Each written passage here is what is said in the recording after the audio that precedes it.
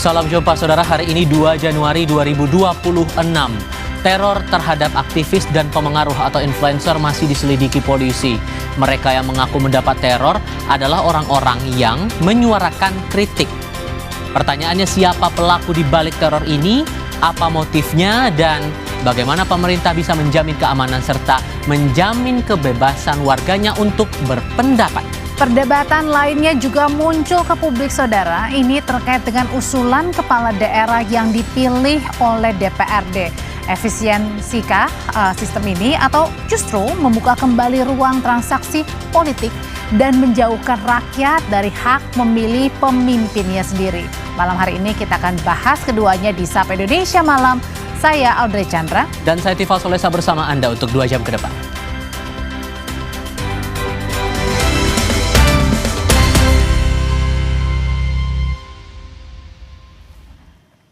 Kebakaran menghanguskan sejumlah bangunan dan beberapa tempat di Berau, Kalimantan Timur. Seorang anak mengalami luka bakar akibat kejadian ini.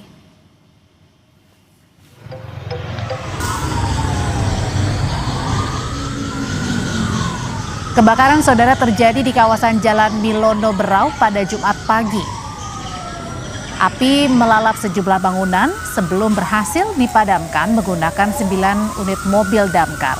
1,5 jam kemudian, akibat peristiwa ini seorang anak mengalami luka bakar ringan. Polisi masih menyelidiki penyebab kebakaran.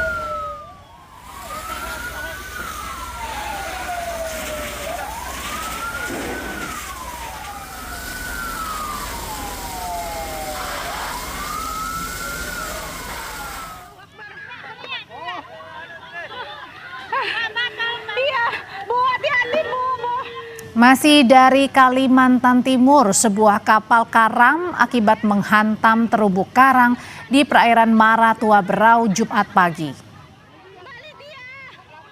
Kapal ini membawa satu keluarga yang hendak berwisata. Namun tiba-tiba kapal menabrak karang dan akhirnya terbalik setelah 20 menit berlayar. Satu keluarga yang terdiri dari 15 orang selamat.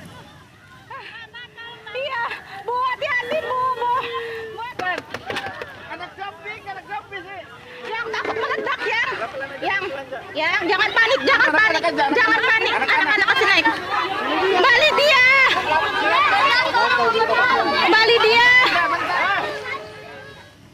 Khusus berita satu ini tidak patut untuk ditiru, saudara. Seorang anak di Sidoarjo, Jawa Timur melakukan aksi berbahaya menghadang laju kereta komuter lain. Pihak PT KAI Daob 8 telah mengedukasi orang tua pelaku agar peristiwa serupa tidak kembali terulang.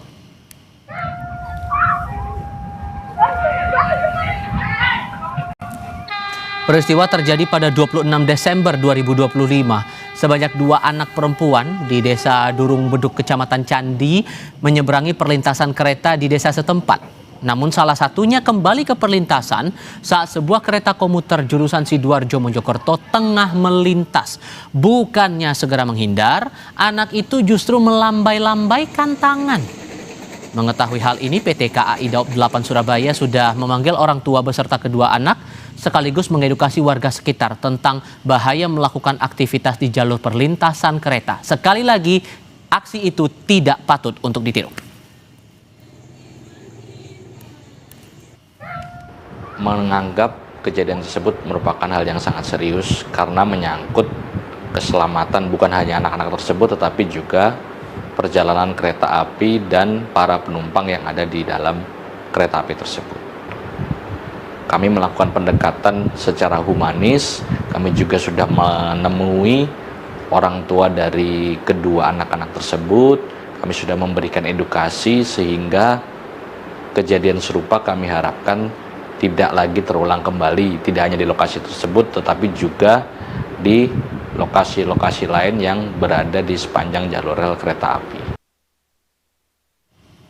Di Jakarta, seorang ibu dan 2 anaknya ditemukan tewas di dalam kamar rumah kontrakan di Jalan Warakas 8, Tanjung Priuk, Jakarta Utara, Jumat pagi. Polisi masih menyelidiki pasti penyebab kematian para korban.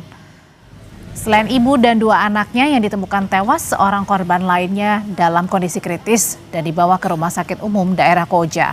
Saat menggelar olah tempat kejadian perkara, polisi membawa sejumlah barang bukti berupa botol minuman, bekas makanan, dan ponsel dari tempat kejadian. Kata polisi, saat ditemukan, para korban mengeluarkan busa dari mulutnya.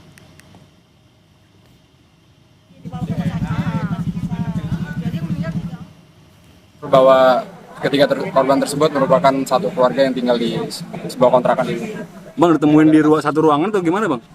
Di satu kontrakan namun di 3 posisi yang berbeda di dalam kontrakan tersebut. Barang-barang yang ada di sekitar TKP ya, berupa botol minuman, kemudian juga ada beberapa bekas makanan dan juga ada HP korban. Dari pemeriksaan awal dari kasat mata keluar busa dari mayat dan tersebut. Ketiga-tiganya, Bang? Iya. Peristiwa berikutnya masih dari Jakarta. Sebuah rumah makan di Jalan Kota Bambu Selatan Palmerah, Jakarta Barat terbakar Jumat pagi. Kebakaran diduga bersumber dari kebocoran regulator tabung gas saat dipakai memasak.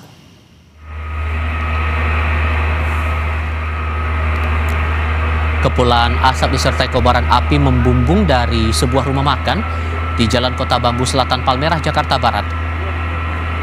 Api terus berkobar dan melalap bagian-bagian bangunan yang didominasi kayu. Sebanyak 6 karyawan berhasil menyelamatkan diri, sementara beberapa pemilik tempat usaha dan warga lainnya panik berhamburan. Kebakaran diduga bersumber dari kebocoran regulator tabung gas saat digunakan memasak. Gas kemudian menyambar api pada kompor, lalu membesar dan menjalar ke barang-barang yang mudah terbakar di bagian dapur. Kebakaran dapat dipadamkan 30 menit kemudian setelah belasan armada pengangkut air dan puluhan personel Sudin Gul Karmat dikerahkan ke lokasi.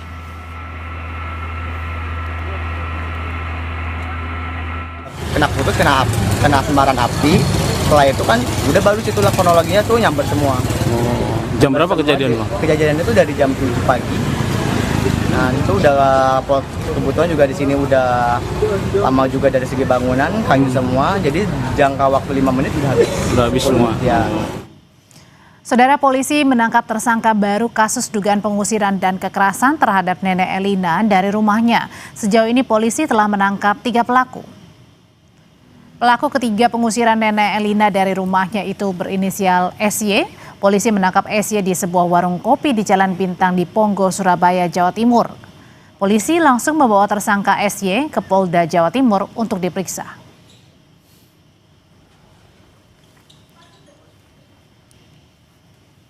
Untuk tersangka yang terakhir ini, perannya juga turut membantu mengeluarkan Nenek Elina dari rumahnya. Kemungkinan ada bertambah ya tersangka ini? Kemungkinan besar untuk kasusnya masih berproses, akan kita cari secara keseluruhan pihak-pihak yang terlibat berdasarkan alat bukti rekaman video. Nanti kita akan telusuri terkait dari peran para tersangka. Sebelumnya, polisi telah menangkap Samuel Ardi Kristianto dan M. Yasin terkait kasus dugaan kekerasan terhadap Nenek Elina saat mempertahankan rumahnya. Samuel mengaku telah membeli rumah Nenek Elina sejak tahun 2014. Tak hanya memaksa lansia berusia 80 tahun keluar dari rumahnya, para pelaku juga merobohkan rumah Nenek Elina. Peristiwa ini telah berlangsung sejak Agustus 2025.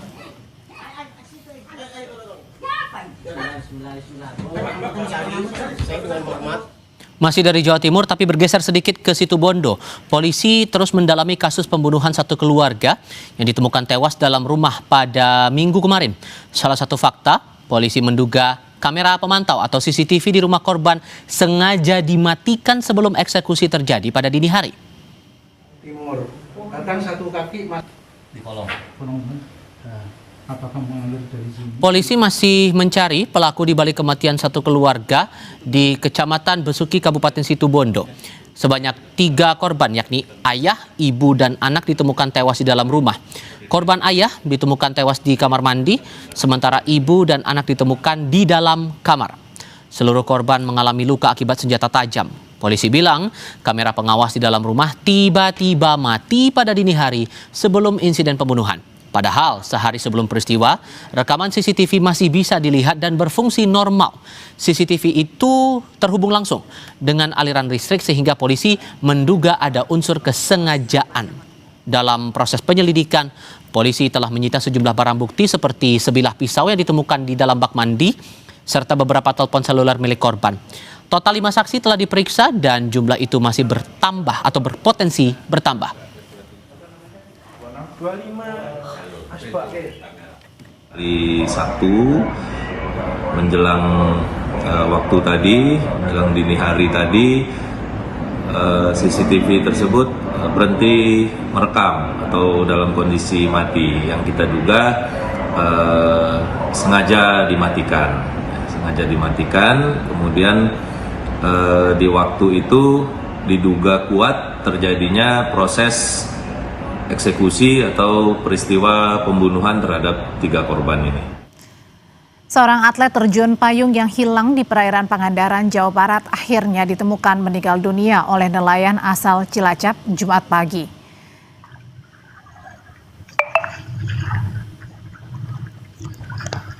Video amatir ini, saudara, menunjukkan saat nelayan menemukan jasad yang mengapung di perairan Pangandaran. Penemuan jenazah tersebut atau jasad tersebut langsung dilaporkan pada tim SAR gabungan yang sedang melakukan pencarian di hari keempat sejak hilangnya korban. Kemudian jasad korban yang masih mengenakan pakaian lengkap dievakuasi tim SAR gabungan ke pantai Batu Karas dan dibawa ke RSUD Pandega Pangandaran untuk diidentifikasi. Kapolres Pangandaran AKBP Andri Kurniawan mengatakan korban diduga adalah Widiasi, atlet terjun payung yang mengalami kecelakaan saat latihan terjun payung.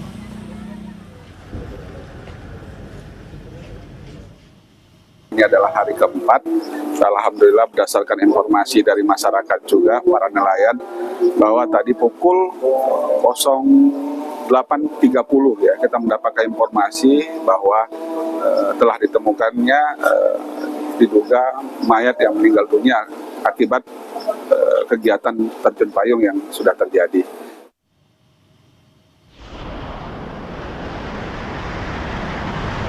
Dan ini adalah video saat 5 atlet terjun payung sebelum mengalami kecelakaan di atas Laut Pangandaran, Jawa Barat Selasa lalu.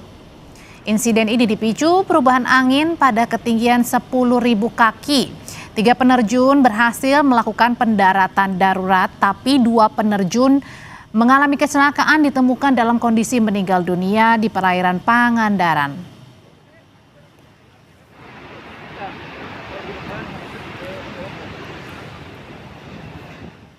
Sorotan berikutnya datang dari wilayah Indonesia Tengah. Sebanyak 10 lansia korban kebakaran Panti Jompo Damai masih dirawat di Rumah Sakit Umum Daerah Kota Manado, Sulawesi Utara.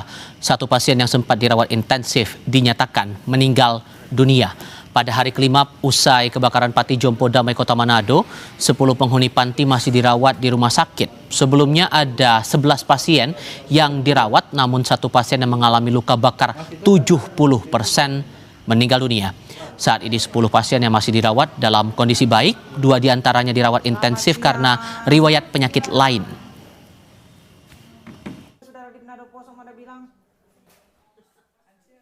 Ini untuk pasien-pasien yang dari Panti Werda yang habis pos kebakaran beberapa hari lalu yang ada dirawat di rumah sakit kami 10 orang, 3 laki-laki dan 7 perempuan. Untuk penyebab kebakaran, Polresta Manado masih menunggu hasil identifikasi dari Puslap 4 Polda Sulut. Polisi juga telah melakukan pemeriksaan terhadap 10 saksi.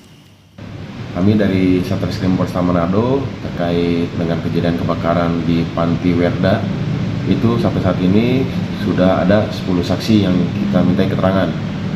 Dan untuk hasil penyebabnya, itu kita masih menunggu hasil dari Bitlapor Polda Sulawesi Utara. Oke Pak, untuk saksi-saksi yang diperiksa ini dari pihak-pihak mana saja Pak?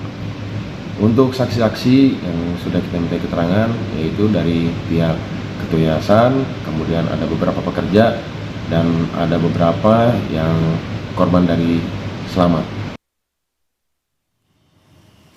Dan pasca kebakaran Panti Jompo di Manado, pihak yayasan telah menyewa rumah singgah sementara menampung penghuni panti yang selamat. Rumah singgah ini berada di depan gedung Panti Jompo yang terbakar dan bisa menampung 20 penghuni panti yang selamat.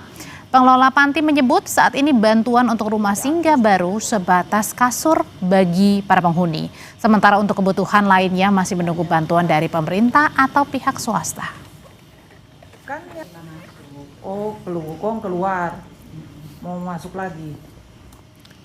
Arus balik libur Natal dan Tahun Baru, Stasiun Senen Jakarta Pusat mencatat ada peningkatan jumlah penumpang yang tiba di sana. Kami punya laporannya sebentar lagi.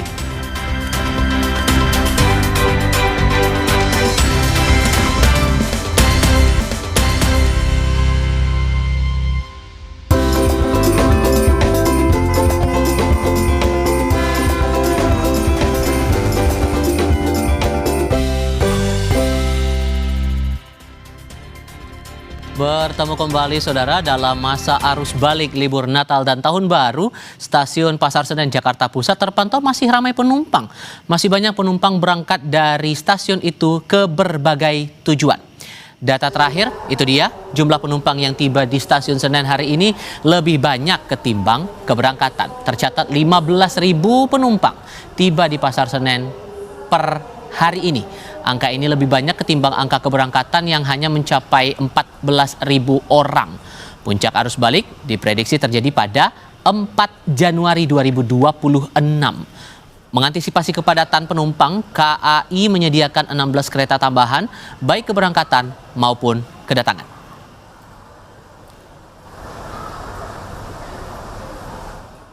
Kita tinjau titik lainnya, saudara. Volume kendaraan di gerbang tol Cikampek Utama atau Cikatama Karawang, Jawa Barat terus meningkat di kedua arah. Namun, arus lalu lintas hingga sore hari masih terpantau lancar.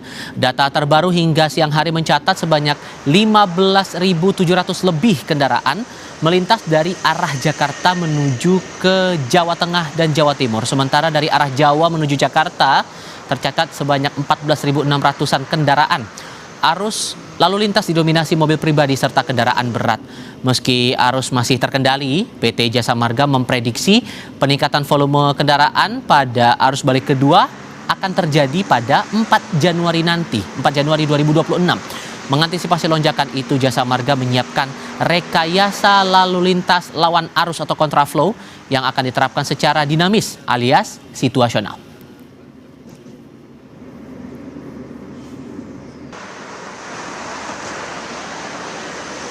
Karena nuansanya masih liburan, kayaknya perlu referensi nih kalau Anda berada saat ini di Pulau Dewata, Bali. Menikmati makan malam di pinggir pantai, seolah menjadi hal yang wajib saat berkunjung ke Bali. Salah satunya makan malam seafood atau boga bahari dengan keindahan pantai Kedonganan yang menawarkan panorama matahari terbenam. Itulah gambaran yang Anda lihat saat ini di layar kaca. Keindahan matahari terbenam Pulau Dewata tidak hanya bisa disaksikan di Pantai Kuta. Dari Pantai Kedonganan Badung, Bali pun tak kalah indah. Sepanjang Pantai Kedonganan terkenal dengan menu sari laut atau khas seafood yang segar karena hasil dari lautnya langsung. Di sini wisatawan bisa menikmati makan siang hingga makan malam dengan menu seafood bakar. Kebayang tuh rasanya kayak gimana. Ada rasa pedas, gurih dan segarnya olahan laut membuat wisatawan betah berlama-lama, terutama saat sore hingga malam hari.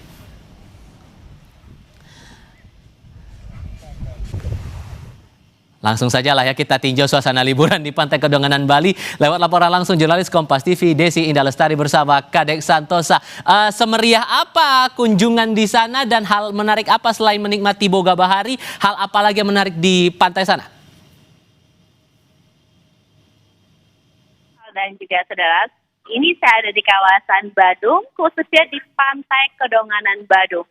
Tak kalah dengan Kuta, kawasan ini juga kita dapat melihat matahari terbenam, ditambah dengan ada lalu lintas trafik pesawat, karena di sini bersebelahan dengan bandara.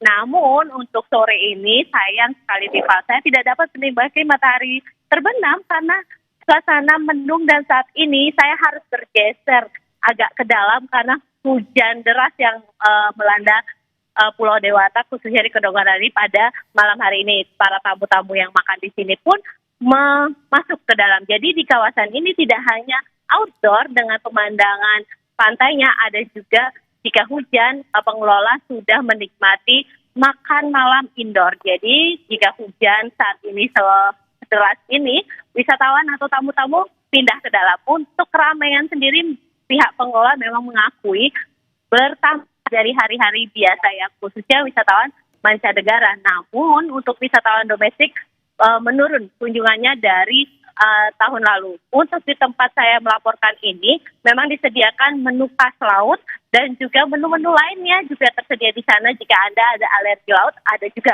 menu pizza ataupun ayam. Nah, di sini juga kita dapat berenang, melihat suasana pantai Kedonganan.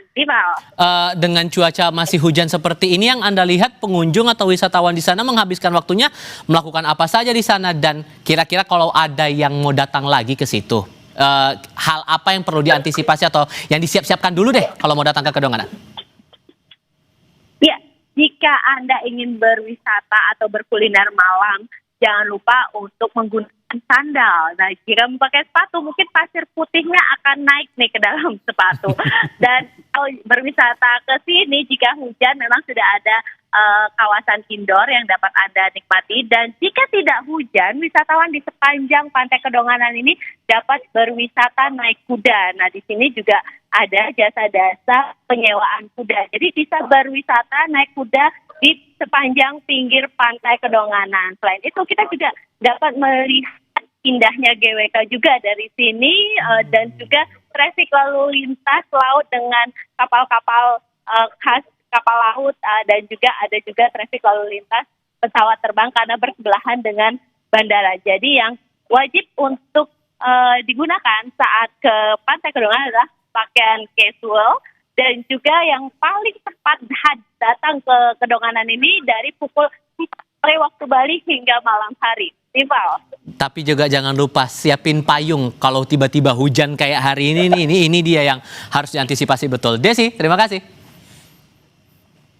Kita bergeser ke titik lainnya. Liburan akhir tahun hampir usai. Ini malah udah tahun baru sekarang 2026. Wisatawan di Yogyakarta menyerbu pasar Beringharjo berburu oleh-oleh khas di sana untuk kerabat dan keluarga. Ini cerita lengkap dari jurnalis kami, Gesi Lutfia.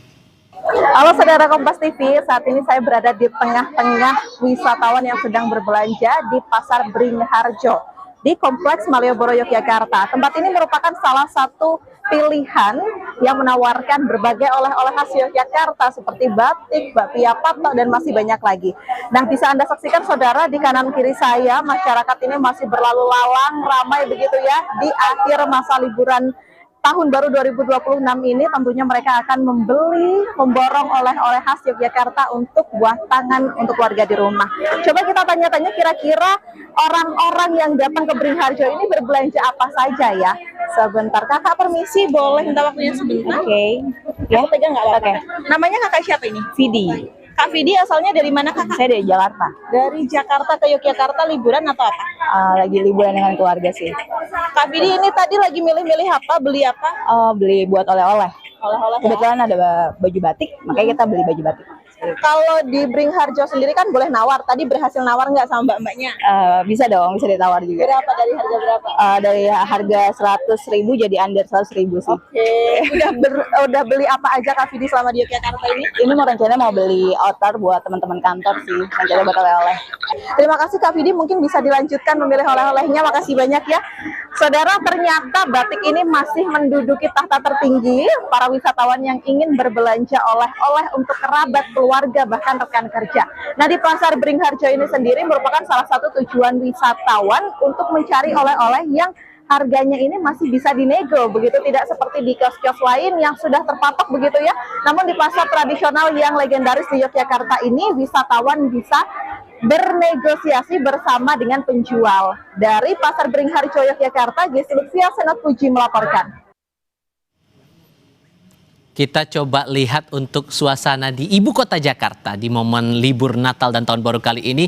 Arus lalu lintas di Jalan Harsono RM persis di depan lokasi wisata Taman Marga Satwa Ragunan, Jakarta Selatan terpantau ramai lancar pada Jumat sore. Kondisi ini berbeda dengan hari sebelumnya yang mengalami kemacetan total saat liburan di hari pertama tahun 2026. Ini visual terbaru dari keadaan lalu lintas dan keramaian yang terlihat sejauh ini di Jalan Harsono RM tepat di depan area wisata Taman Marga Satwa Ragunan.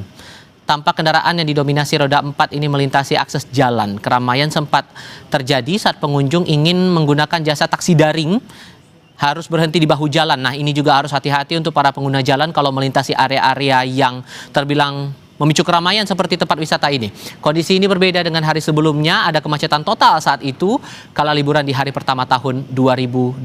Intinya hati-hati di jalan.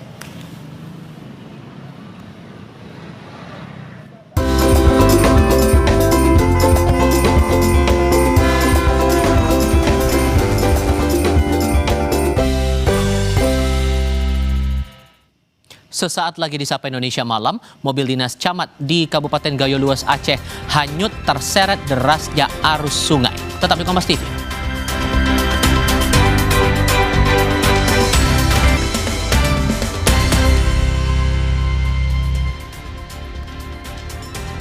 Saudara, satu unit mobil dinas camat di Kabupaten Gayo Luas hanyut terseret derasnya arus sungai Kamis kemarin.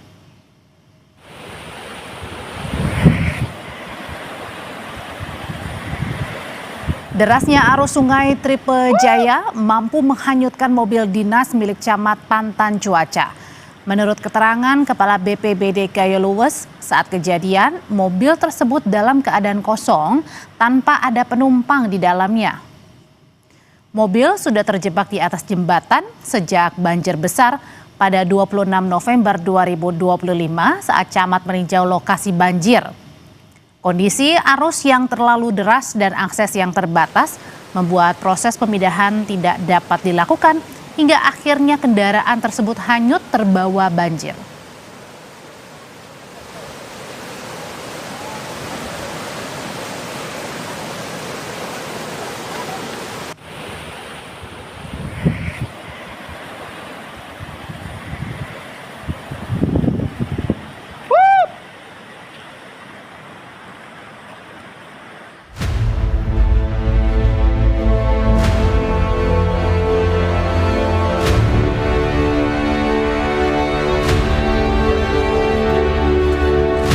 Beginilah suasana ataupun situasi di dalam hunian sementara. Sudah disiapkan juga 2 tempat tidur dan juga sudah ada penerangan. Begitu juga sudah ada disediakan kipas angin.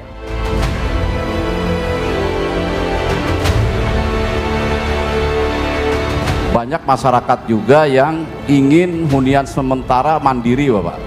Jadi tidak mau masuk dalam satu titik yang ditentukan.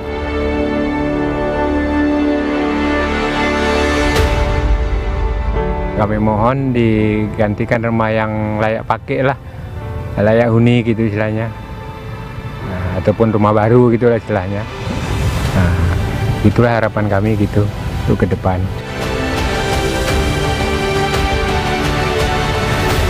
Untuk hunian tetap, kita sudah menyiapkan calon lahan untuk penerima itu sebanyak 225 hektar.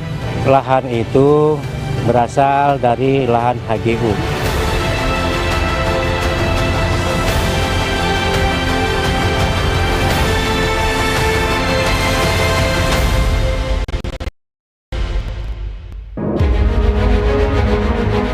Hunian sementara bagi korban banjir dan longsor Sumatera mulai dibangun. Tahap pertama, pemerintah menyiapkan 694 huntara di Aceh Tamiang. 600 huntara diantaranya dibangun oleh Danantara, 84 unit berasal dari Kementerian Pekerjaan Umum, dan 10 lainnya didukung oleh organisasi kemanusiaan Dompet Duafa. Korban banjir dan longsor yang kehilangan atau rumahnya rusak berat berhak mendapatkan huntara ini. Desainnya menyesuaikan standar hunian darurat yang aman, layak, dan dapat digunakan dalam jangka menengah. Salah satu unit hunian sementara ini, saudara, untuk satu unit hunian sementara ini dibangun dengan ukuran 4,5 kali 4,5 meter yang juga sudah dilengkapi dengan meteran listrik, dan saya akan mengajak Anda untuk melihat langsung bagaimana kondisi di dalam hunian sementara ini, saudara. Beginilah suasana ataupun situasi di dalam hunian sementara. Sudah disiapkan juga 2 tempat tidur dan juga sudah ada penerangan. Begitu juga sudah ada disediakan kipas angin untuk nantinya digunakan oleh para pengungsi ataupun korban banjir Aceh Tamiang. Dan memang dari informasi yang kami dapatkan saudara, untuk satu unit hunian sementara ini nantinya akan ditinggali oleh satu kepala keluarga, yang mana untuk kriteria korban banjir yang mendapatkan hunian sementara ini adalah warga yang rumahnya sudah rusak berat ataupun hilang karena diterpa banjir bandang pada November lalu. Sejumlah fasilitas umum juga akan tersedia di Huntara Aceh Tamiang ini. Di antaranya taman bermain, musola, dapur umum, toilet, dan 120 kamar mandi umum. Pemerintah juga menyiapkan akses air bersih dan jaringan internet gratis. Saat meninjau pembangunan Huntara di Aceh Tamiang, Presiden Prabowo Subianto memastikan pembangunan 600 unit Huntara selesai dalam waktu 8 hari. Dan antara membuktikan dalam 8 hari bisa membangun 600 hunian yang menurut saya ya cukup baik. Yang fokus kita adalah bagaimana kita bisa mengurangi, meringankan penderitaan rakyat kita. Itu pikiran kita sebagai pejabat dan pemimpin. Kedepan, Danantara menargetkan pembangunan 15.000 unit hunian di berbagai wilayah terdampak bencana, yakni Sumatera Utara, Sumatera Barat, dan Aceh. Dengan rincian 12.000 unit di Aceh, 2.000 unit di Tapanuli Selatan dan Tapanuli Tengah, lalu Sumatera Barat 500 unit. Sementara itu, Badan Nasional Penanggulangan Bencana (BNPB) juga tengah membangun Huntara di Aceh Tamiang. BNPB memastikan korban banjir dan longsor yang ingin mendirikan Huntara mandiri juga akan difasilitasi. Kemudian hunian sementara juga Bapak kami laporkan, banyak masyarakat juga yang ingin hunian sementara mandiri Bapak. Jadi tidak mau masuk dalam satu titik yang ditentukan. Ini pun kami layani Bapak, jadi di titik-titik yang masyarakatnya terdampak, rumahnya rusak berat, kemudian tidak mau masuk ke titik yang terpusat, itu dibangun secara terpisah-pisah Bapak. Ini sudah mulai dibangun. Tadi dari Bapak Menteri Investasi kan dari Danantara 600 unit, ini Bapak dari BNPB tersebar ada 450 unit. Jadi per hari ini yang terbangun adalah 1050 unit Bapak. Targetnya, korban banjir dan longsor di Aceh Tamiang mulai menempati Huntara ini pada minggu pertama di Januari 2026. Ini jadi harapan baru bagi korban bencana yang menanti tempat bernaung lebih nyaman selain tenda pengungsian. Tak hanya Huntara, para korban juga berharap pemerintah memastikan hunian tetap atau huntap mengganti rumah mereka yang hancur akibat banjir dan longsor. Pendataan dari pihak kepala dusun. Nah, sudah. Rumah hanyut dilaporkan, ada yang rusak berat, ada juga rusak ringan. Nah, kami mohon digantikan rumah yang layak pakai lah, layak huni gitu istilahnya. Nah, ataupun rumah baru gitu lah istilahnya. Nah, itulah harapan kami gitu untuk ke depan. Sementara Huntara dibangun, pemerintah Kabupaten Aceh Tamiang tengah menyiapkan ratusan hektar lahan untuk pembangunan huntap. Untuk hunian tetap, kita sudah menyiapkan calon lahan untuk penerima itu sebanyak 225 hektar. Lahan itu berasal dari lahan HGU. Kita sudah mengusulkan kepada perusahaan-perusahaan dan meminta secara tegas agar HGU perusahaan itu dikeluarkan dan nantinya diserahkan ke Pemda, dan Pemda menyerahkan kepada penerima rumah hunian tetap dari korban banjir ini. Hunian sementara untuk korban bencana juga tengah dibangun di Pidijaya Aceh. BNPB bersama Kodam Iskandar Muda menyiapkan 92 kopel untuk 461 kepala keluarga. Pada tahap pertama, Huntara untuk korban banjir dan longsor di Pidijaya akan dibangun pada 3 lokasi, yakni Desa Manyangcut dan Blang Awe di Kecamatan Meredu dan Desa Menasah Kecamatan Merah 2. Jika akses dan juga fasilitasnya sudah siap, seperti listrik, air, nah ini nanti baru akan kami pindahkan secara terpadu, sehingga masyarakat yang nantinya memilih untuk tinggal di Huntara sebelum hunian tetapnya selesai dibangun akan tinggal di Huntara yang sudah disiapkan. Ukuran huntara di Pidijaya ini akan sepanjang 4,8 meter dan lebar 3,6 meter. Nah, saudara, ini merupakan gambaran di dalam hunian sementaranya, begitu. Nanti juga kamar mandinya ini terletak di luar, begitu. Nantinya akan ada puluhan, begitu, yang dibangun di kawasan komplek pemerintahan Pidijaya ini. Kemudian juga tadi dari informasi yang kami sampaikan bahwa memang ada beberapa titik sebaran lainnya yang masih akan terus dikebut, begitu. Sementara di Padang, Sumatera Barat, sejumlah unit huntara dibangun oleh Brimob Polda Sumatera Barat. Salah satunya pembangunan huntara di Kecamatan Bayang Utara sebanyak 62 unit untuk tahap awal hingga akhir Desember 2025.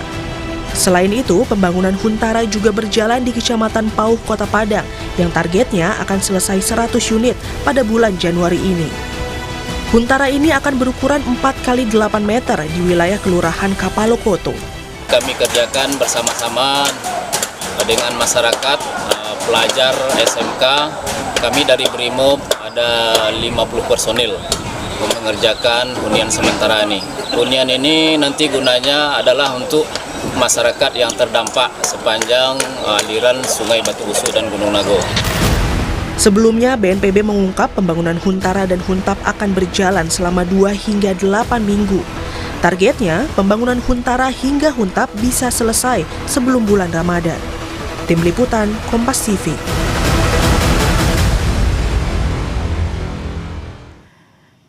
Curah hujan tinggi membuat Sungai Batang Kuranji meluap dan memutus akses satu-satunya menuju daerah Batu Busuak, Kota Padang, Sumatera Barat. Akibatnya, warga Batu Busuak kini kembali terisolasi. Derasnya arus sungai mengikis tebing jalan ke daerah Batu Busuak yang menyebabkan terputusnya akses jalan satu-satunya ke daerah ini. Titik akses jalan yang ambles berada pada jarak 1 km dari perkampungan yang terdampak. Akibat putusnya akses jalan ke Batu Busuak membuat daerah tersebut kembali terisolasi karena tidak ada lagi jalan yang bisa dilalui kendaraan roda 2 maupun roda 4. Akibatnya warga terdampak bencana yang masih bergantung pada bantuan termasuk kebutuhan makanan terpaksa berjalan kaki. Bantuan yang datang hanya bisa diturunkan 1 km atau sebelum titik putusnya jalan. Hingga sore tadi belum ada kegiatan perbaikan karena debit air Batang Kuranji masih tinggi akibat hujan deras yang mengguyur Kota Padang.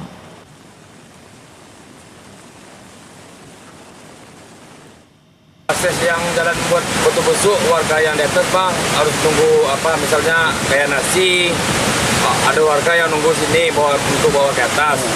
Berarti sudah tidak bisa dilewati kendaraan ya Bang ya? Ya nggak bisa dilewati kendaraan lagi Bang.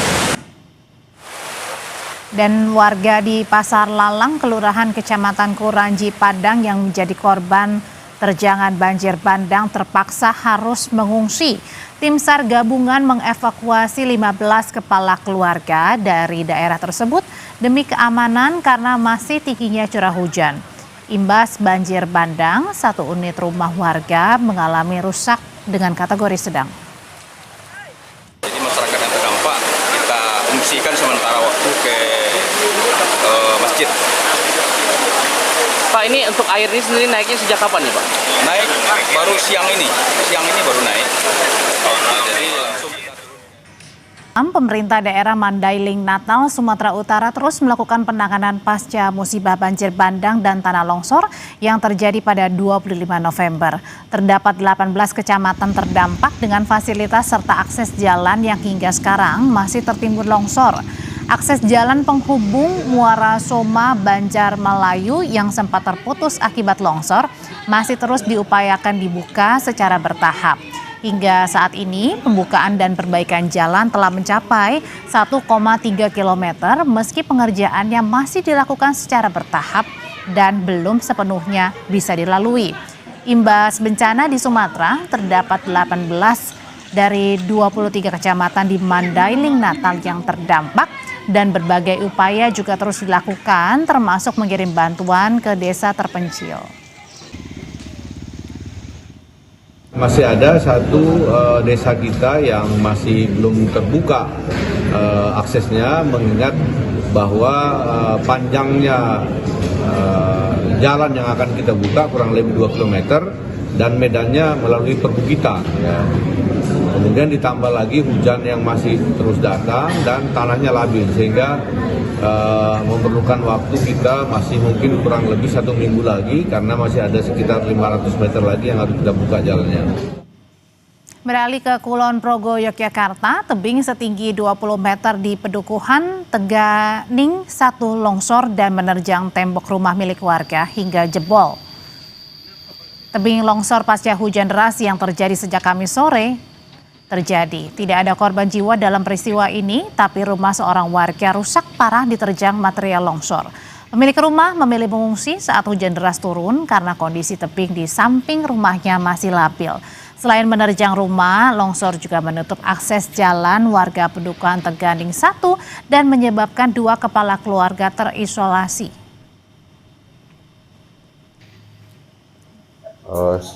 Tidur semua, lagi tidur ya. Yang terbangun saya dengan anak saya terbangun. Tapi beda ruangan dengan beda ruangan ya. Saya di depan, anak di ruang tengah.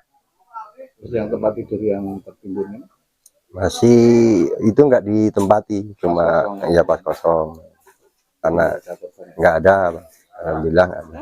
Terus kalau yang satu itu cuma akses jalan mau keluar rumah, niku sementara tidak bisa. Terus mengakibatkan jalan lingkungan jalan yang dulu jalan kabupaten itu bau jalannya longsor. Tetap bersama kami, saudara. Apa motif dibalik teror pada influencer dan aktivis beberapa hari belakangan ini? Apakah benar ada kaitannya dengan suara-suara vokal para korban teror ini atau konten kreator terhadap penanganan bencana Sumatera? Ulasannya usai jeda akan dipandu oleh rekan saya, Tifal Salesa.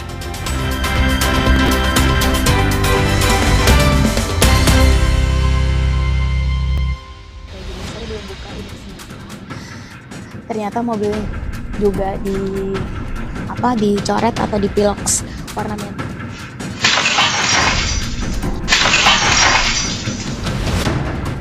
Aksi teror dan ancaman kematian menimpa sejumlah influencer dan aktivis pada akhir Desember 2025. Komisi Kepolisian Nasional atau Kompolnas mengecam tindakan tersebut dan mendesak polisi segera mengungkap pelakunya. Serangkaian teror diterima sejumlah konten kreator dan aktivis pada akhir tahun 2025. Salah satunya dialami Raymond Doni Adam atau DJ Doni.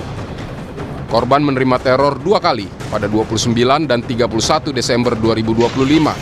Bentuk teror bermacam-macam, mulai dari paket berisi bangkai ayam dengan ancaman tertulis hingga aksi pelemparan bom molotov ke rumahnya. DJ Doni menyebut aksi ini sudah melampaui batas teror karena mengandung ancaman pembunuhan. Ia pun langsung melaporkan kejadian tersebut ke polisi. Buka di dalamnya itu jadi ada kertas 3 lembar ancaman. Ancamannya jika kamu masih bersuara di media sosial, nasib kamu akan seperti ayam ini. Kalau bisa dibilang nih, ya ancaman pembunuhan sebenarnya bukan teror lagi. Tanggal 31 dini hari pukul 3:12, ada 2 orang berjalan dari arah taman sana. Berjalan pelan-pelan, satu menggunakan jas hujan warna hijau, satu lagi cuma pakai jaket hitam. Sampai ke depan rumah saya, terus dia mundur lagi, terus dia melempar bom molotov. Nah, bom molotov itu setelah dijalakan, langsung dilempar. Untungnya bom molotov itu di sumbunya mati. Lempar mengenai ini. Kenanya kemana itu? Boleh dijelaskan dulu posisi persisnya dari mana? Ke tembok sini. Oke. Di tembok sini, terus kacanya pecah. Kena mobil, kacanya ini masih ada nih, ini masih ada butirannya nih, butiran kacanya nih, pecahan kacanya, terus sumbunya ke bawah. Dengan ditemukannya pelaku ini, semua jadi clear. Jadi masyarakat bisa percaya penuh kepada penegakan hukum di Indonesia. Komisioner Kompolnas menyesalkan aksi teror tersebut. Menurut Kompolnas, teror dan ancaman kekerasan merupakan tindakan yang bertentangan dengan prinsip demokrasi dan kebebasan berpendapat. Kompolnas mendesak polisi bertindak cepat dan serius mengungkap kasus ini. Ya, apapun motivasi, apapun bentuk dan tujuan dari teror tersebut, itu merugikan kita semua. Apa yang mereka lakukan itu bagian dari hak yang dilindungi oleh konstitusi kita, dilindungi oleh undang-undang kita, dilindungi oleh prinsip-prinsip hak asasi manusia. Oleh karenanya penting ya kepolisian untuk mengungkap siapa pelaku di balik aksi teror ini dan siapa di balik dalang ini. Tak hanya DJ Doni, influencer Sherly Anavita juga mengaku mengalami teror. Melalui media sosial, Sherly menyebut menerima kiriman telur busuk dan kendaraannya menjadi sasaran vandalisme. Teror serupa juga menimpa manajer kampanye iklim dan energi Greenpeace Indonesia, Iqbal Damanik. Sejumlah korban menyebut mereka kerap menyampaikan kritik terkait penanganan bencana di Sumatera. Mereka mendesak aparat segera menangkap pelaku dan mengungkap motif di balik aksi teror tersebut. Tim Liputan, Kompas TV.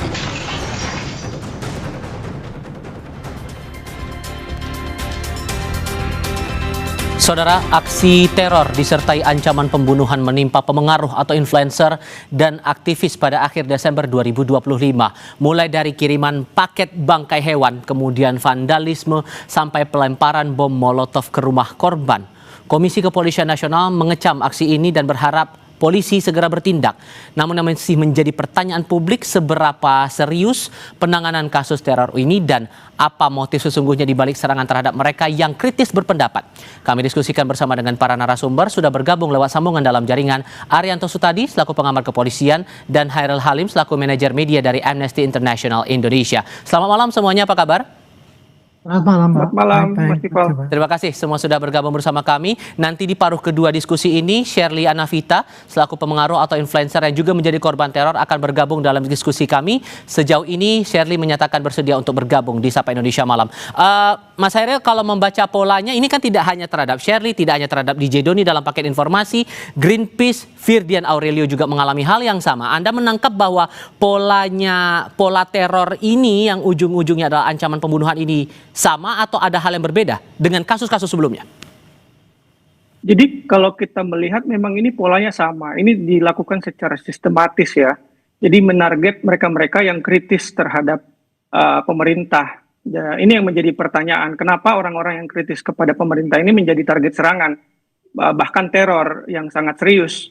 Jadi kami melihat bahwa tindakan teror fisik maupun teror digital yang dialami oleh aktivis Greenpeace dan juga sejumlah influencer itu karena tindakan mereka yang aktif mengkritisi pemerintah dalam konteks penanganan bencana di Sumatera. Ini yang perlu kami tekankan bahwa oleh karena itu kami meminta aparat penegak hukum untuk mengusut tuntas teror ini dan mengungkap pelakunya ke publik. Satu yang menjadi catatan kami adalah berulangnya teror semacam ini itu akibat kegagalan negara dalam mengusut teror-teror sebelumnya. Kita melihat ada teror terhadap Tempo pada tahun lalu dalam konteks rame-rame orang mengkritik pengesahan RUU TNI di DPR. Itu belum terungkap hingga saat ini. Itu yang perlu kita pertanyakan ke kepolisian. Kenapa belum hingga hari ini belum terungkap? Dan inilah menjadi kegagalan negara dalam mengungkap teror-teror sebelumnya. Dan menurut Anda ini aksinya sudah mengarah ke pembungkaman suara-suara publik? Oh, sangat jelas. Tujuannya untuk menciptakan iklim ketakutan agar orang-orang tidak bersuara kritis terhadap pemerintah. Itu yang harus ditekankan di sini. Dan yang seperti saya bilang tadi, tidak diusut dengan tuntasnya teror sebelumnya. Ini merupakan dukungan yang kuat bagi pelaku teror untuk kembali melakukan aksi mereka di kemudian hari. Dan ini terbukti dalam sejumlah rangkaian teror yang kita lihat beberapa hari terakhir yang menimpa aktivis Greenpeace dan juga sejumlah influencer. Dan kami juga tidak melihat adanya reaksi langsung dari pemerintah mengecam ataupun memerintahkan aparat penegak hukum untuk mengusut tuntas teror ini. Nah, persoalan barunya begini, Mas. Sorry saya potong. Karena yang berbicara kritis soal hal-hal tertentu di banyak sektor ini kan tidak hanya para pemengaruh ini saja, tapi ada pihak-pihak lain. Terjadi setelah beberapa Mas Hairil, hari kejadian ini berlangsung. Mas Hairil, sorry saya potong. Karena yang kita cermati di sini kan tidak hanya mereka-mereka yang kita beritakan terkena teror, tapi banyak sekali yang menyuarakan kritik-kritiknya terkait dengan beberapa hal, berbagai sektor, berbagai isu. Tapi kemudian kenapa orang-orang ini saja yang kemudian disasar? Anda melihatnya memang target yang spesifik dan apa sih menariknya orang-orang ini menurut Anda? Mungkin dalam konteks influencer, mereka memiliki banyak pengikut di sosial media dan suaranya didengar oleh publik. Jadi mereka menjadi target serangan. Dalam konteks aktivis juga itu karena akhir-akhir ini ada kejenuhan publik untuk mendengarkan informasi-informasi versi pemerintah. Jadi mereka mencoba alternatif informasi dari aktivis, dari influencer untuk sebagai informasi pembanding dari narasi-narasi resmi pemerintah. Inilah yang menyebabkan kenapa mereka menjadi serangan serangan teror. Oke. Pak Ari, kalau mencermati pernyataan terakhir dari Kabid Humas Polda Metro Jaya kepada wartawan, ini disebutkan bahwa masih akan mendalami lagi pola dan caranya. Dan sejauh ini yang baru melapor hanya DJ Doni yang mendapat ancaman bangkai hewan sampai juga dilempari bom molotov. Kalau Anda merasa bahwa kasus ini sesulit itukah untuk diungkap teror dan sampai ancaman pembunuhan ini, Pak Ari? Ya, ini kalau ancaman teror model-model kayak gini ini ya, dari pengalaman saya itu memang sangat sulit untuk mendeteksinya ya. Dalam hal apa yang paling sulit ya, Pak? Ya, karena ini teror itu tidak kejahatan murni kan. Karena apa? Ini ada unsur-unsurnya menyerang pada orang yang menyerang pemerintah. Sehingga otomatis itu ya nanti itu pasti ada yang menggerakkan kan gitu tujuannya ya. Bukan dia itu bukan hanya pelaku, tetapi ada yang menggerakkan. Nah, ini jadi tantangan berat bagi polisi dalam mengungkap hal-hal yang seperti ini memang. Dan kemudian sekarang saya sudah tanyakan ke Polda Metro juga, saya tanya siap masih dalam penyelidikan. Artinya polisi belum mendapatkan data-data awal untuk mendeteksi kurang lebih siapa pelakunya gitu. Jadi inilah sulitan ya penyidik itu karena kalau untuk menyidik itu kan minimal harus mendapatkan alat bukti ya, alat bukti ataupun fakta-fakta yang bisa mengarah kepada apa yang terjadi dan kemudian siapa pelakunya, nah barulah itu nanti bisa ditangkap pelakunya gitu. Tapi kalau membaca polanya sampai menyasar ke influencer seperti ini, Pak Ari, menurut Anda polanya terbaca bahwa aksi ini dilakukan oleh dalang yang sama atau enggak, Pak? Nah, kalau saya lihat sasarannya ini ya, teroris itu ya, itu selalu mencari sasaran yang mudah didapat tetapi efeknya besar untuk menimbulkan ketakutan itu. Itu sudah gitu dipilih. Jadi ini mesti influencernya mesti dipilih yang memang pengaruhnya gede gitu ya, sehingga menimbulkan kengeriannya tuh besar juga gitu. Itu model daripada ataupun ciri-ciri daripada perbuatan teror itu. Gitu. Dan ini juga kita juga tidak boleh gegabah ya, karena belum tentu juga ini ya. Memang itu ada kayak gitu model kayak gitu. Tetapi masih banyak kemungkinan ini juga bisa disuruh oleh orang yang ingin menimbulkan kegaduhan ya, supaya pemerintah itu tidak dipercayai oleh masyarakat ya, tidak mampu melindungi, dan itu ya ada kemungkinan juga. Nah disinilah polisi ditantang, jadi harus all out force ini, karena kalau sampai tidak seperti tadi Pak Ali mengatakan kan, jadi kita seakan-akan tidak mampu melindungi masyarakatnya, sehingga akhirnya ya ditiru oleh pelaku-pelaku yang lain. Kecurigaan Anda ini terorganisir atau aksi individual saja nih, Pak? Kalau saya sementara sih nggak mungkin aksi individual, Pak. Nggak mungkin. Karena itu yang disasar kan orang-orang yang itu tadi, menyerang pemerintah. Jadi itu suatu target yang empuk untuk menimbulkan kekacauan juga bisa. Dan kalau mungkin juga dari aparat pemerintah yang mungkin risau gitu ya, sehingga dia menyuruh orang lain untuk bikin kayak gitu supaya berhenti orang itu. Yang tujuannya ingin membuat resah masyarakat ya, Pak? Iya, artinya gini, itu kan dengan berita-berita kayak gitu kan pemerintah kan merasa terusik ya, karena kan merasa dikritik terus gitu. Makanya untuk menghentikan orang seperti ini kan nggak mungkin. Gitu. Kalau dengan cara dilarang nggak mungkin ya, paling diancam dengan teror itu. Itu bisa jadi terjadi seperti itu. Oke, tapi Mas Hairil, tentu kayak gitu ya. Mas Hairil, Anda sependapat soal itu? Apakah ini aksinya terorganisir atau ini gerakan individual saja? Oh, sangat jelas ini terorganisir, dilakukan secara sistematis karena menarget orang-orang yang kelompok-kelompok yang sama, kelompok-kelompok yang aktif mengkritisi pemerintah. Jadi kita publik tidak bisa cegah untuk berpikiran bahwa pelakunya adalah orang yang sama dan dilakukan secara sistematis karena menarget orang-orang yang kritis dalam konteks penanganan bencana di Sumatera ini. Dan kita juga melihat ada beberapa imbauan dari pemerintah beberapa waktu lalu untuk tidak mengekspos kekurangan pemerintah di publik dalam konteks penanganan bencana, apakah ada hubungannya dengan ini, kita tidak tahu. Ini makanya menjadi tugas bagi kepolisian untuk mengungkap ini, siapa dalangnya. Jika tidak diungkap, publik akan beranggapan bahwa aparat penegak hukum tidak netral dalam menangani hal ini, karena tidak ingin mengungkapnya ke publik. Oleh karena itu ini menjadi tugas bagi kepolisian untuk secara terbuka dan terang benderang membuka siapa sebenarnya aktor-aktor yang melakukan serangan terhadap mereka-mereka yang aktif mengkritik pemerintah ini. Oke. Kalau kemudian betul negara kita menerapkan yang namanya setiap orang bebas untuk berekspresi dan semuanya bisa berpendapat, maka bentuk perlindungan seperti apa yang harus diberikan terutama mereka-mereka, para influencer atau para pemengaruh atau kreator konten di media sosial yang kerap menyampaikan pendapat kritisnya lewat media sosial. Kita akan bahas itu di segmen berikutnya. Tetap bersama kami.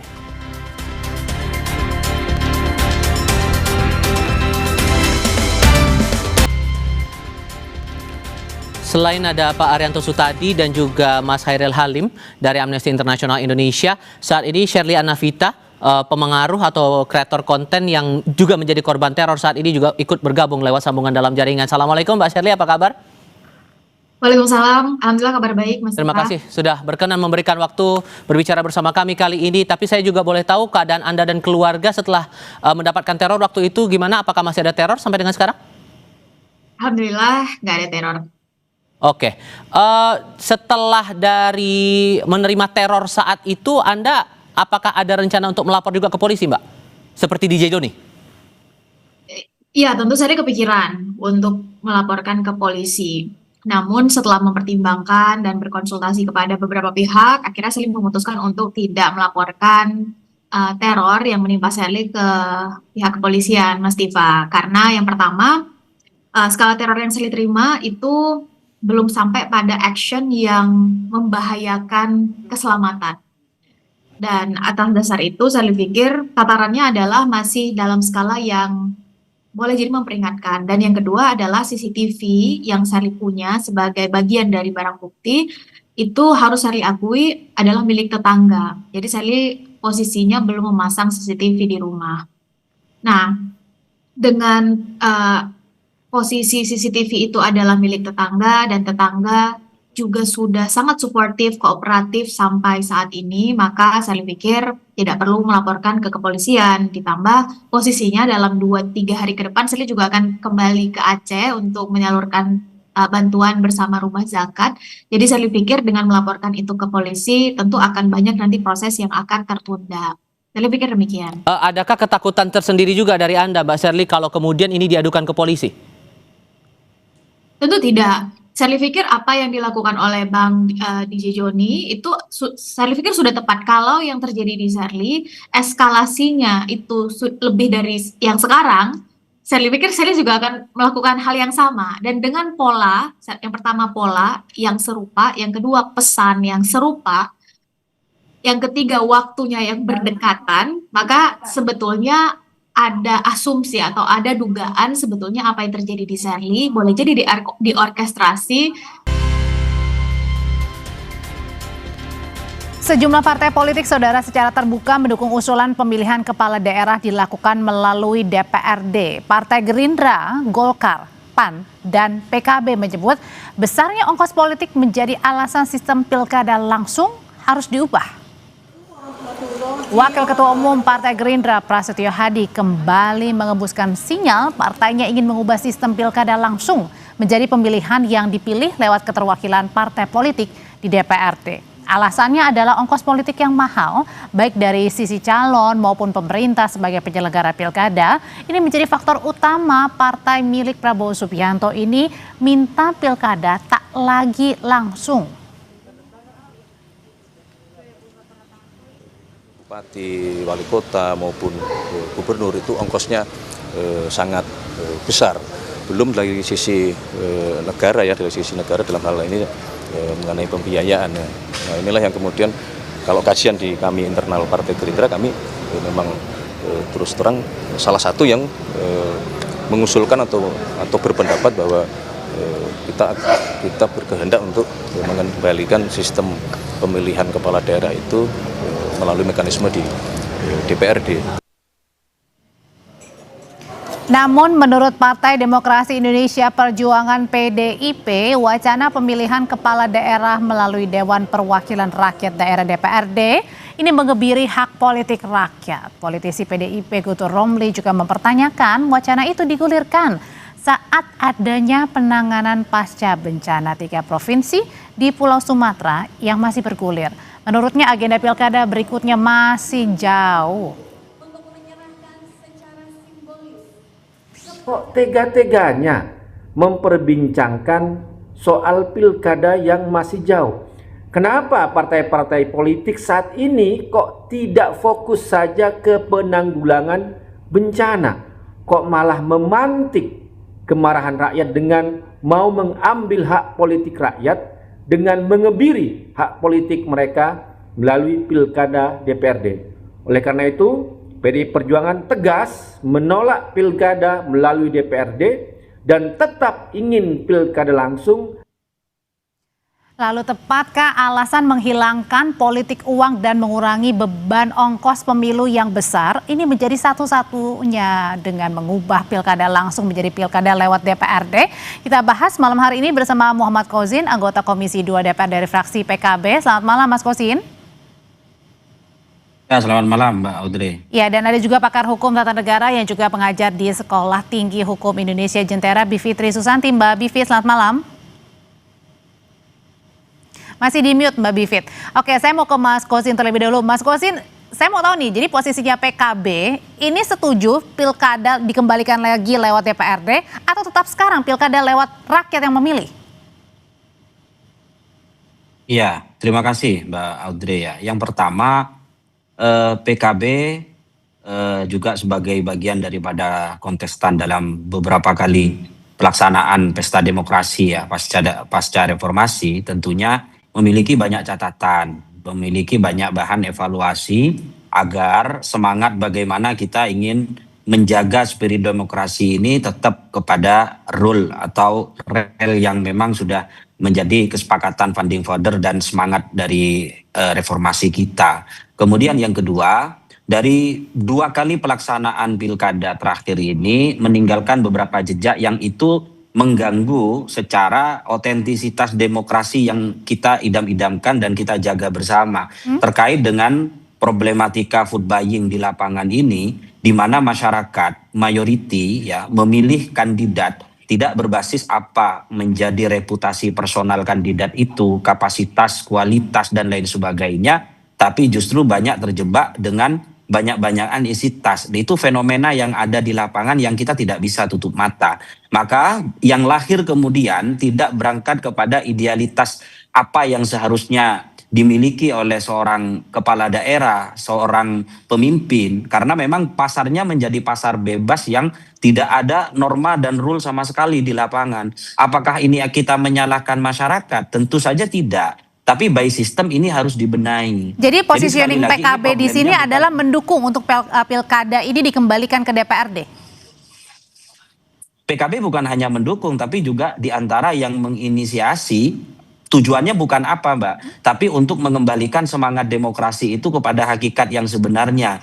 Jadi rakyat itu memilih pemimpin tidak terjebak kepada pasar bebas, banyak-banyakan uang, banyak-banyakan popularitas, tinggi-tinggian popularitas, tapi mereka yang betul-betul punya kualifikasi betul selayaknya seorang pemimpin, Tapi mulai kalau dari kapasitas personalnya dan lain sebagainya. Mas Kozin, tapi kalau dikembalikan ke DPRD bukan sebaliknya ini, malah kemudian mengebiri haknya warga, kemudian warga juga jadi bingung nih, nggak tahu pilihannya nanti akan memimpin mereka siapa, track recordnya gimana?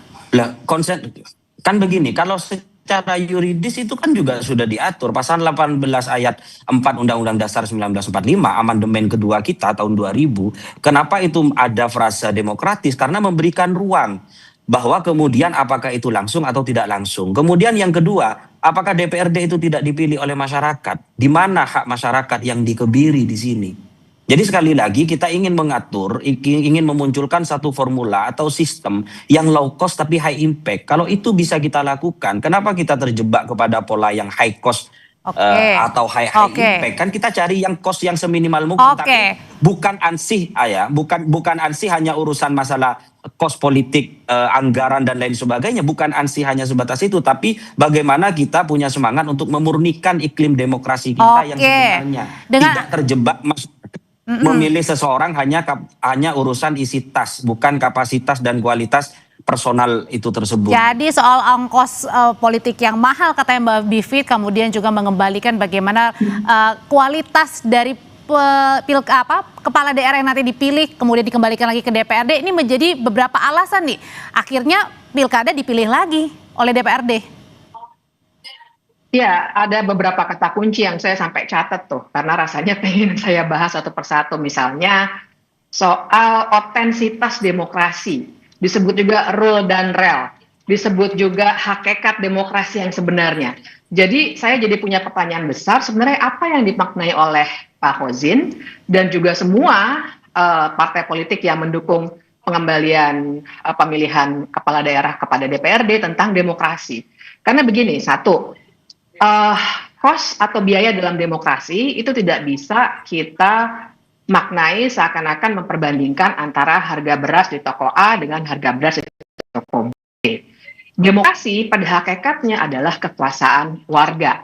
Jadi patokannya itu dulu. Sehingga kalau tadi Pak Fauzin sendiri bilang rule dan rel, perlu saya ingatkan pasal 18 ayat 4 Undang-Undang Dasar 1945 sebenarnya sudah diterjemahkan relnya oleh Mahkamah Konstitusi paling tidak melalui 3 putusan. Putusan 110 tahun 2025 menegaskan putusan 55 tahun 2019 dan juga putusan 85 tahun 2022 yang semuanya pada dasarnya mengatakan bahwa pasal 18 yang namanya pemilihan yang demokratis itu adalah pemilihan secara langsung.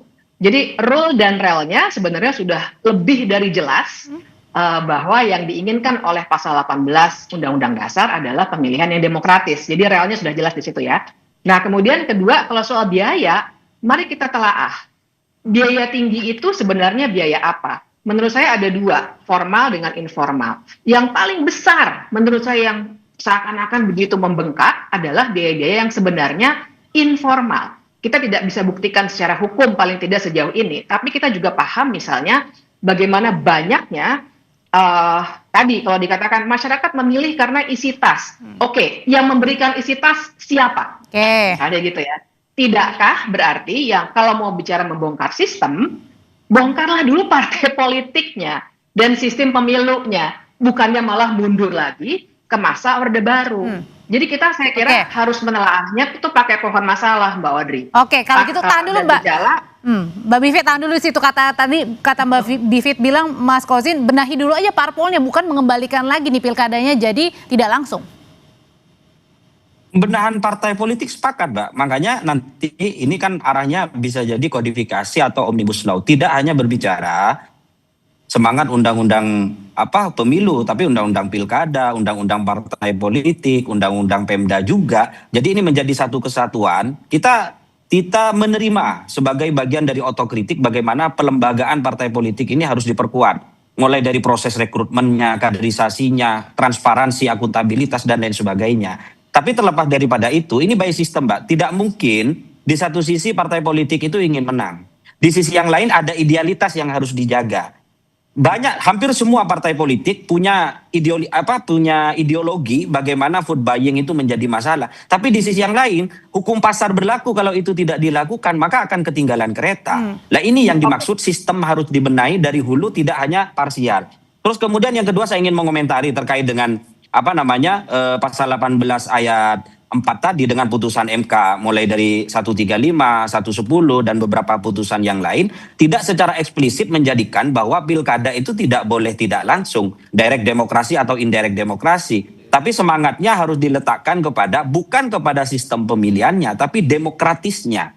Lah, kita mengenal secara konstitusi kita, demokratis itu bisa dimaknai direct atau indirect, kan tidak ada yang salah, Mbak. Maksud kami jangan kemudian ketika ini kemudian dipilih oleh DPRD, ini di framing ini tidak demokratis, kan tidak seperti itu. Kalau landasan yuridisnya kan sudah jelas.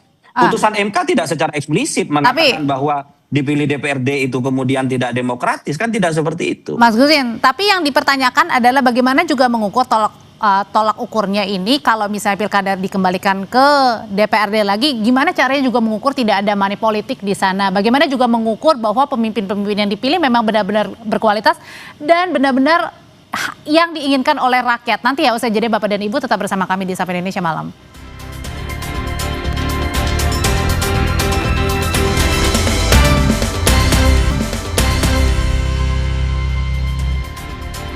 Pertanyaan berikutnya adalah yang tadi sebelum dari jeda saya tanyakan adalah ke Mbak Bivit dulu. Gimana caranya kalau gitu mengukur kalau memang nantinya pilkada tidak langsung ini kemudian kembali gitu Mbak Bivit. Gimana caranya mengukur bahwa apa yang dipilih ini berdasarkan memang suaranya rakyat dan gimana cara juga mengetahui bahwa benar-benar memang tidak ada money politik jika dikembalikan ke DPRD lagi pilkadanya? Nah, itu dia. Jadi persoalannya di situ. Kalau bicara soal, demokrasi dipilih oleh DPRD juga demokratis. Izinkan saya mengingatkan bahwa demokrasi terpimpin juga demokrasi katanya tuh. Demokrasi terpimpin padahal otoritarian. Nah, artinya kita memang jangan terkecoh dengan kata-kata yang sifatnya demokrasi. Ukurannya ini yang Mbak Audrey tanyakan, ini yang penting. Persoalannya adalah kalau misalnya dikatakan masalahnya adalah biaya yang besar karena pilkada langsung, paling tidak melalui pilkada langsung ada dua hal yang bisa diganggu oleh para pemilih. Pertama adalah ketika mereka mengganggu proses pemilihan langsung sehingga aspirasi rakyatlah yang bisa didorong. Ini sudah terbukti dalam banyak sekali pilkada, termasuk kemenangan kota-kota kosong misalnya. Kedua, ketika ada pilkada langsung, maka tanggung jawab atau katakanlah dalam bahasa sehari-harinya para calon kepala daerah ataupun kepala daerah yang incumbent, dia akan punya lebih banyak relasi dengan pemilih. Dia akan mengentertain pemilihnya. Bandingkan kalau misalnya pilkadanya tidak langsung dilakukan oleh DPRD, yang akan dilakukan adalah para calon pilkada atau incumbent yang ingin dipilih lagi, dia akan lebih banyak mengentertain anggota DPRD, mengentertain Dewan Pimpinan Cabang, Dewan Pimpinan Daerah, Dewan Pimpinan Pusat, partai. Nah, akibatnya kita sama sekali tidak punya ukuran. Benarkah orang itu memang sedang memperbincangkan masalah-masalah di daerah tempat ia dipilih, atau sebenarnya sedang melakukan tawar-menawar politik dengan partai-partai masing-masing. Karena kenyataannya partai politik dengan warga juga putus hubungan. Nah, jadi kita akan dibuat benar-benar terkunci. Jadi kalau istilah saya tuh Mbak, saya sering bilang ini kayak arisan tertutup jadinya. Akan ada ganti-gantian aja, kocok siapa yang sedang gilirannya menjadi dan apakah regenerasi dengan kalau langsung. Dan apakah regenerasi politik itu juga artinya bisa jadi tidak berjalan Mbak Bivit karena ini? Sangat bisa jadi begitu, kemungkinan terbesarnya begitu, karena artinya tidak ada paksaan dari warga. Ya, kita harus punya asumsi bahwa warga sekarang tengah melakukan pendidikan politik dengan caranya masing-masing. Mungkin partai tidak melakukan itu, tapi pendidikan politik itu tengah berjalan dan kita sedang mendewasakan diri dalam demokrasi. Tapi ini belum selesai proses itu berjalan, mau dikembalikan lagi ke masa lalu. Nah, kita nggak akan pernah maju dengan cara pandang yang seperti ini. Analisisnya salah, itu yang tadi saya katakan. Yang hanya dilihat gejalanya, biaya politik mahal, tapi nggak dilihat akar masalahnya sebenarnya di mana. Nah tuh Mas Kozin katanya analisanya salah, katanya Mas Kozin. Masih di mute Mas?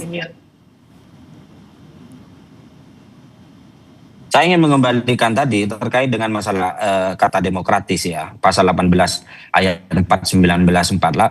Kalau kita buka di risalah amandemennya itu ya, di amandemen kedua tahun 2000. Di sana disampaikan, saya ingin mengutip ya perkataan Pak Taufikur Rahman Ruki yang menjadi salah satu panitia ad hoc ya waktu itu.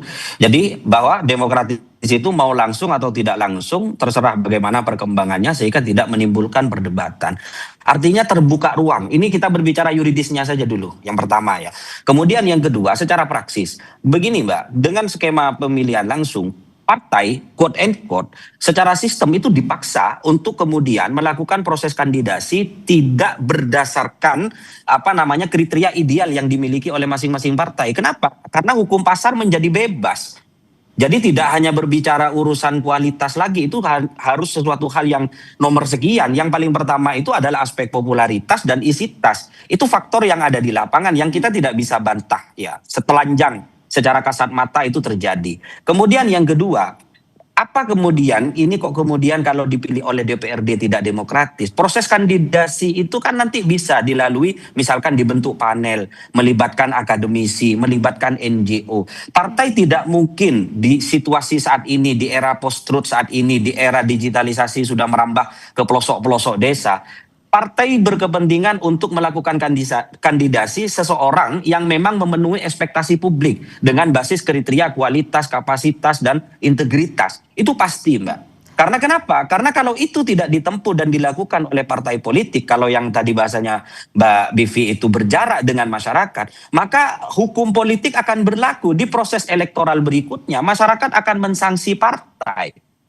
Bahwa partai ini mencalonkan si A, padahal secara reputasi, secara kualifikasi tidak memenuhi, ada politik oleh masyarakat kepada partai-partai. Kalau gitu yang gimana? Ya kalau gitu pertanyaannya adalah pada saat apa nih memasukkan demokratisnya rakyat ke dalam pemilihan itu? Di mananya kalau gitu, Mas?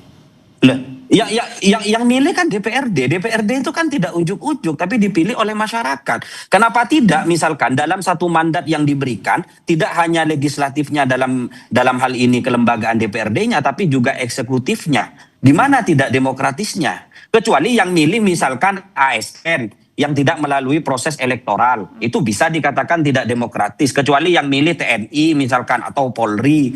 Lah ini yang milih adalah DPRD, di mana DPRD itu dipilih setiap 5 tahun sekali.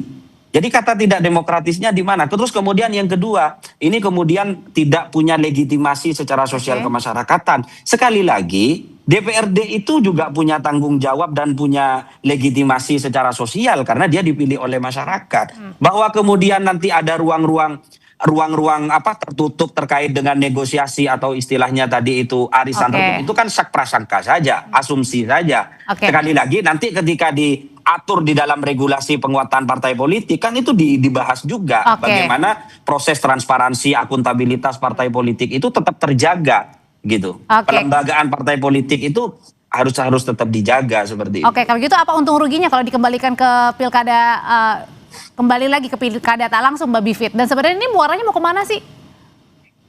Nah itu, jadi kan tadi ada pernyataan kalau internal masalahnya ada hukum pasar.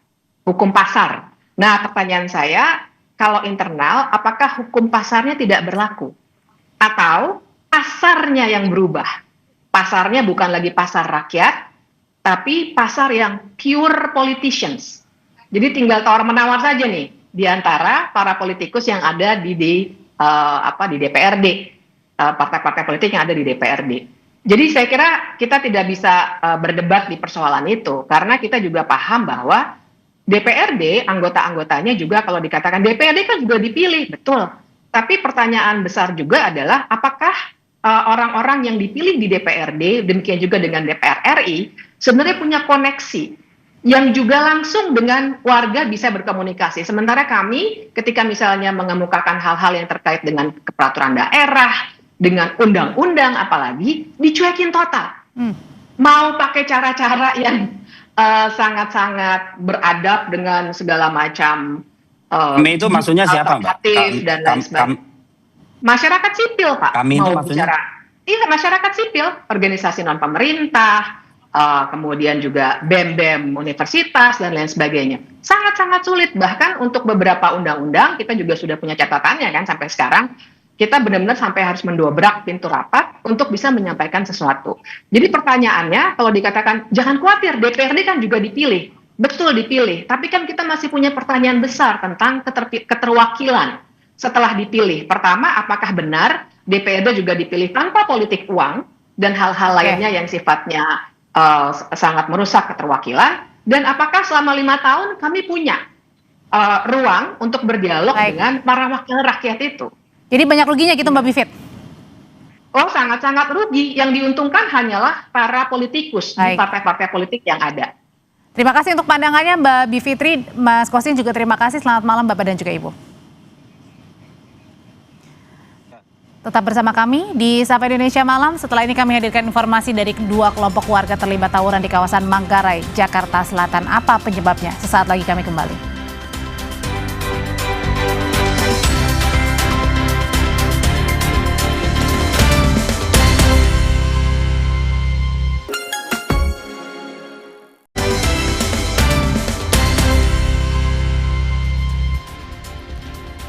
Saudara, dipicu saling ejek, dua kelompok warga terlibat tawuran di Manggarai, Jakarta Selatan. Mereka saling serang menggunakan batu, senjata tajam hingga petasan dan membuat lalu lintas di lokasi sempat terhenti.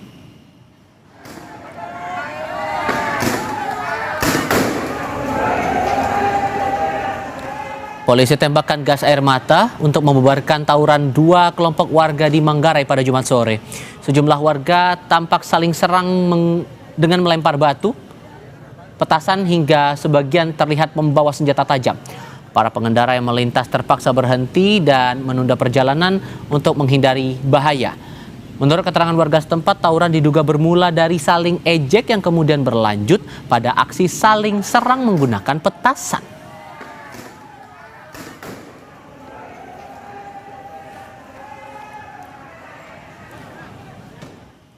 Masih dari Jakarta, seorang ibu dan dua anaknya ditemukan tewas di dalam kamar rumah kontrakan di Jalan Warakas 8 Tanjung Priuk, Jakarta Utara. Polisi masih menyelidiki penyebab kematian para korban. Selain ibu dan dua anak yang ditemukan tewas, seorang korban lain juga dalam kondisi kritis dan dibawa ke Rumah Sakit Umum Daerah Koja saat menggelar olah tempat kejadian perkara. Polisi membawa sejumlah barang bukti berupa botol minuman, bekas makanan dan ponsel dari tempat kejadian. Kata polisi, saat ditemukan, para korban mengeluarkan busa dari mulut.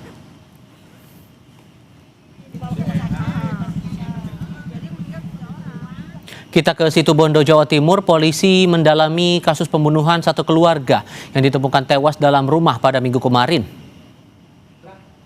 Polisi masih mencari pelaku di balik kematian satu keluarga di Kecamatan Besuki, Kabupaten Situbondo.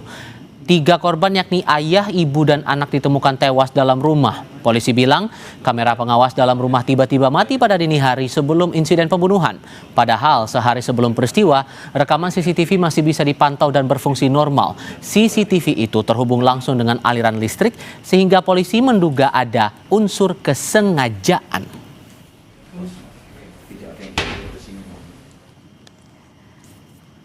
Kami terus mengingatkan Anda, saudara, selalu memenuhi kebutuhan hidrasi sepanjang hari dengan air mineral yang pasti sejuknya. Saya Audrey Chandra. Dan saya Tifa Solesa, terima kasih sudah bersama Sapa Indonesia Malam. Selamat menyambut akhir pekan dan sampai jumpa lagi.